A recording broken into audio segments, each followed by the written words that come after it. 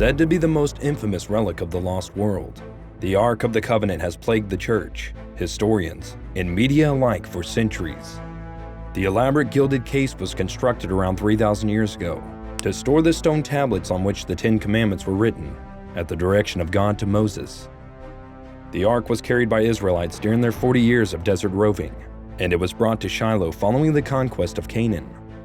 Later, King David brought the Ark to Jerusalem, where it was eventually put in the temple by his son and heir, King Solomon. The Ark is described in biblical text as being substantial, around the size of a 19th century seaman's chest, constructed of gold-plated wood, and topped with two substantial golden angels. Poles were put through rings on its sides to carry it. Several miracles from the Old Testament are connected to the Ark. The Hebrew Bible claims that the Ark possesses a number of what appear to be supernatural abilities. According to one legend, the Jordan River stopped flowing and stood still, while a party of priests crossed it with the Ark. According to other legends, the Israelites carried the Ark into battle and used its abilities to aid them and vanquish their foes. When the Philistines took the Ark, tumor and disease outbreaks struck them, prompting the Philistines to give the Ark back to the Israelites.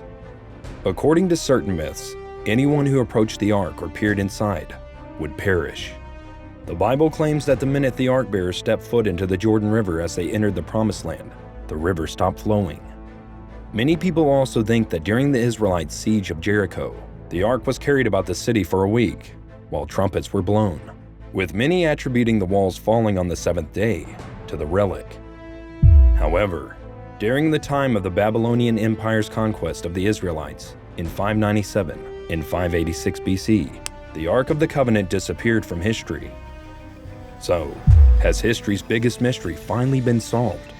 Has the Ark of the Covenant really been found? Let's find out.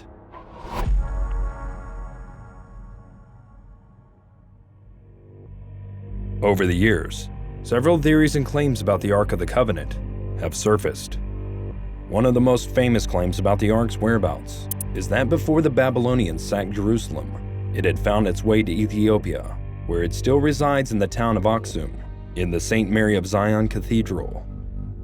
This theory weighs on a long-standing religious mythology in Ethiopia, which claims that Menelik, who was said to be the son of the Queen of Sheba and Israel's King Solomon, carried the Ark of the Covenant to Ethiopia 3,000 years ago. According to mythology, the Queen of Sheba was an Ethiopian woman who journeyed to Jerusalem and was seduced by King Solomon before returning to Ethiopia and giving birth to Menelik.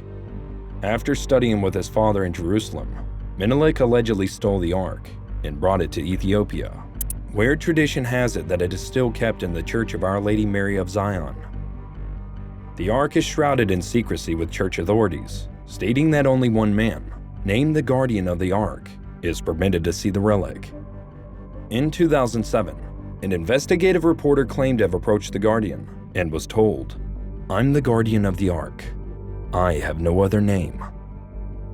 Adding to the mystery, in 2018, the National Geographic wrote how the Guardian of the Ark has been trained to kill with their bare hands, and that historians and archaeologists would dearly love to examine the treasure, but the chapel is off limits to all but a few members of the Ethiopian Christian church hierarchy, hindering any independent confirmation of their authenticity.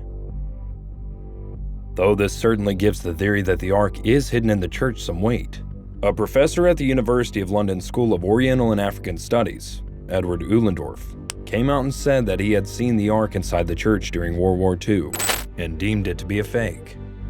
Uhlendorf said that the Ark he had seen was no different to hundreds of recreations of the Ark, and that this version was most definitely a mid to late medieval construction. With the church refusing to allow anyone to access to verify their claims of authenticity, the theory dies here. So, let's jump to the next possible location of the relic.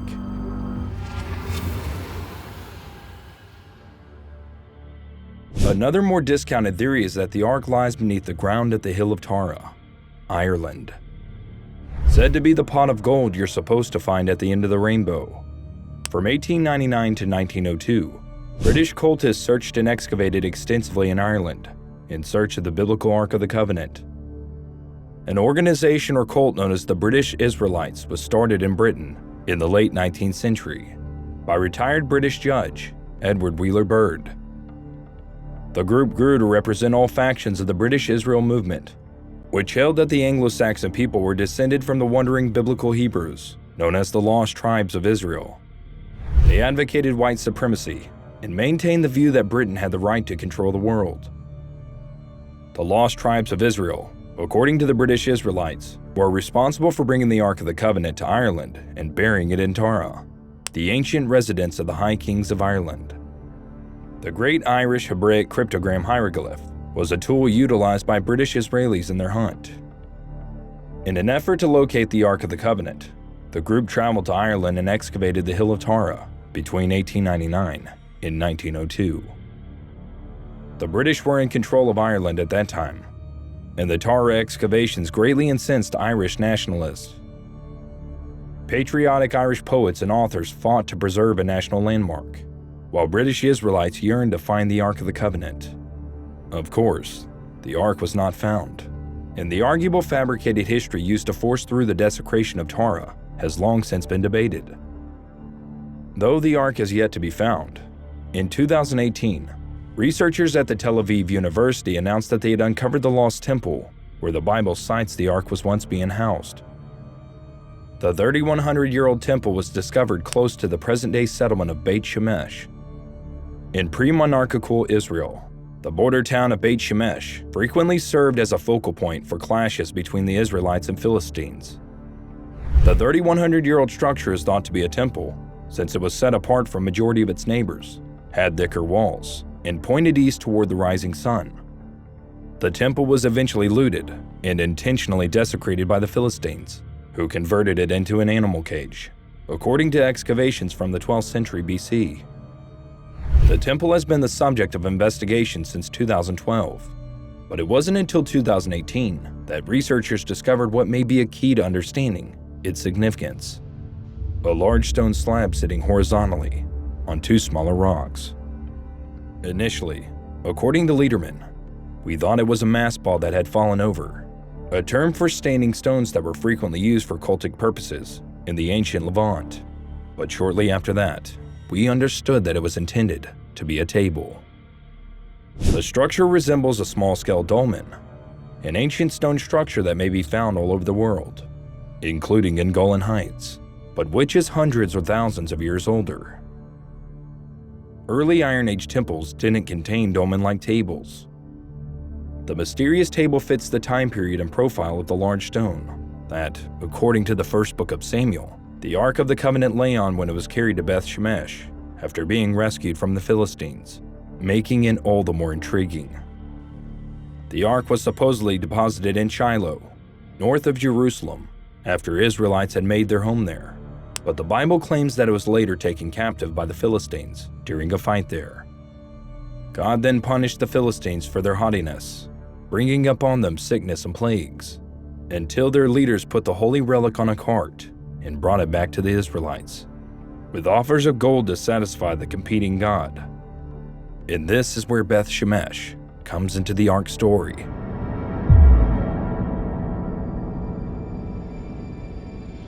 Now the people of Beth Shemesh were reaping their wheat harvest in the valley, and they lifted their eyes and saw the Ark, and rejoiced to see it. Then the cart came into the field of Joshua of Beth Shemesh, and stood there. A large stone was there. So they split the wood of the cart and offered the cows as a burnt offering to the Lord. The Levites took down the Ark of the Lord and the chest that was in it, in which were the articles of gold, and put them on the large stone. 1 Samuel chapter 6, verse 13 through 15. The narrative continues by describing how God struck to death some of the Beth Shemesh citizens who had ventured to peer inside the Ark. Then King David brought it to Kiryat Yearim, where it remained for 20 years, before being brought to Jerusalem. Could the Beth Shemesh find demonstrate that at least a portion of the biblical story is true? Can we say that this particular stone table was the actual resting place for the Ark?